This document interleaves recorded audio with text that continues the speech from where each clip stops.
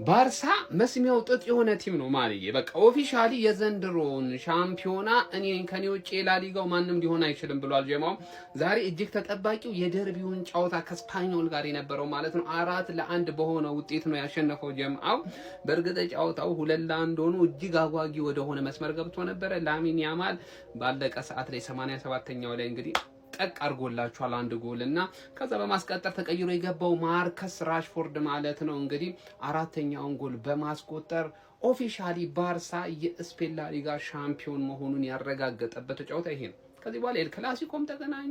ማድሪድ ከዚህ ቡድን ላይ 3 ነጥብ ወሰደም አልወሰደም አሁን የምናየው ማድሪድ ይህንን ባርሳን በልጦ ሻምፒዮን ለመሆን አቅሙ የለውም እና ባርሳ ኦፊሻሊ የዘንድሮ የስፔን ላሊጋ ሻምፒዮን መሆኑን አረጋግጧል።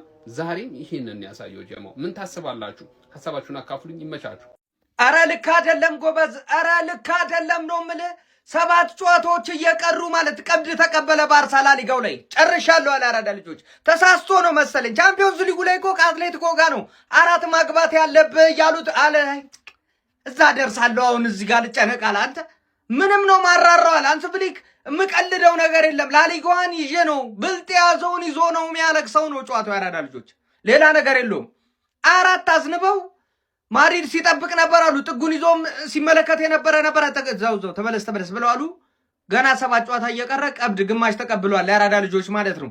ምንም ጥያቄ በሌለው መልኩ ባርሳ እንግዲህ ምን ይፈጠራል ቀጣይ አብረን ምን ይሆናል ከአትሌቲኮ ጋር። ግን አሁን ላሊጋው ላይ ራሱን በቃ ያመቻቸ ያረጋገጠ ዳንስ ሁሉ እየተለማመዱ ነው አሉ።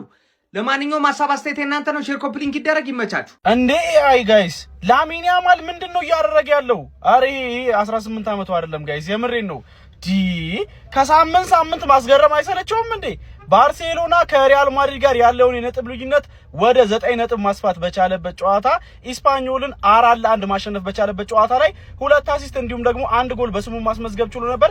ሁለተኛው አሲስቱ በተለይ ለፈራን ቶሪዝ ያደረገለት በጣም የሚገርም ትሪቬላ አሲስት ነበር። ፈራን የሚጨረሰበት መንገድ በጣም ግሩም ነበረ። የመጨረሻው ማርከስ ራሽፎርድ በዚህ ጨዋታ ላይ 4ኛውን ጎል ሲያስቆጥር ራሱ ያደረገው አሲስት በጣም ግሩም ነበር። ዲዮንግ አልተጠቀመው ነበር። ከዛ በኋላ ነበር መልሶ ለራሽፎርድ አሲስት አድርጎ ጎል የተቆጠረው ማለት ነው። ብቻ የሚገርም ፐርፎርማንስ ነበረው።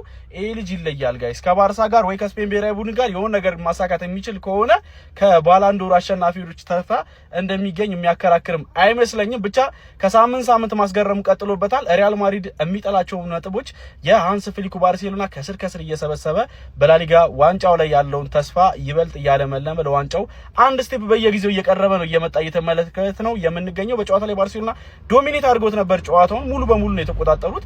በሙከራም በሁሉም ነገር የተሻሉ ነበር። እንደውም ሰከንድ ሃፍ ኢስፓኞሎች ወደ ጨዋታው ለመመለስ ጥረት አድርገው ነበር 2-0 ባርሳ እየመራ በነበረበት ወቅት ላይ ማለት ነው። ሎዛኖ 56ኛው ደቂቃ ላይ አስቆጥሮም ጨዋታውን 2-1 ማድረግ ችሎ ነበር። ነገር ግን ምንም የተፈጠረ ነገር አልነበረም። እንደውም ባርሶች ተጨማሪ 2 ጎል አስቆጥረው 4-1 ጨዋታውን በመርታት ወሳኝ 3 ነጥብ በማስመዝገብ መሪነታቸውን በ79 ነጥብ አጠናክረው መቀጠል ችሏል። ለማንኛውም እናንተ ስለዚህ ጨዋታ ምን ትላላችሁ? ሐሳባችሁን አጋሩኝ። የፕላስ ምልክቱ መጫ እንዳትረሱ። አረ ባርሳ ትላንት ምን ብዬ ነበር? የሪያል ማድሪድ ነጥብ መጣልንም ይጠቀመዋል አላልኳችሁም? ይሄው ስፓኞላን 4-1 ቅጥቅጥ ነው ያደረገው። ላሚን ያማል አይነት ሰው ነው። እኔ ስለአንተ መዘመር ይከብደኛል። ከምር ነው የምላችሁ፣ ቃላት የለኝም ለዚህ ተጫዋች። እንዴት የምትችለው በእናትህ። ፈርናን ቶሬስ 2 ጎል አስቆጥሯል። እሱ ራሱ ዛሬ ልዩ ነበር። ራሽፎርድ የቀድሞ የዛኛው ቤት ተጫዋች እዚህ መጥቶ ልዩ ነው እኮ ነው ማለት። በስመ አብ እንዴት አባቱ የሚያምር ጨዋታ ነበር። ባርሳ ከስፓኞላ ራሱ ማለት ነው ገረፍ እያረኩ ነበር ለማየት የሞከርኩት። የሚገርም ጨዋታ ነበር። ባርሳ ቀጣይ ራሱ እኔ እንጃ እንቅጥቅጥ ነው የሚያደርገው ይመስለኝ። አይ ቲንክ አትሌቲኮ መሰለኝ። ቃላት የለኝም ለዚህ ክለብ። ዋው ባርሳ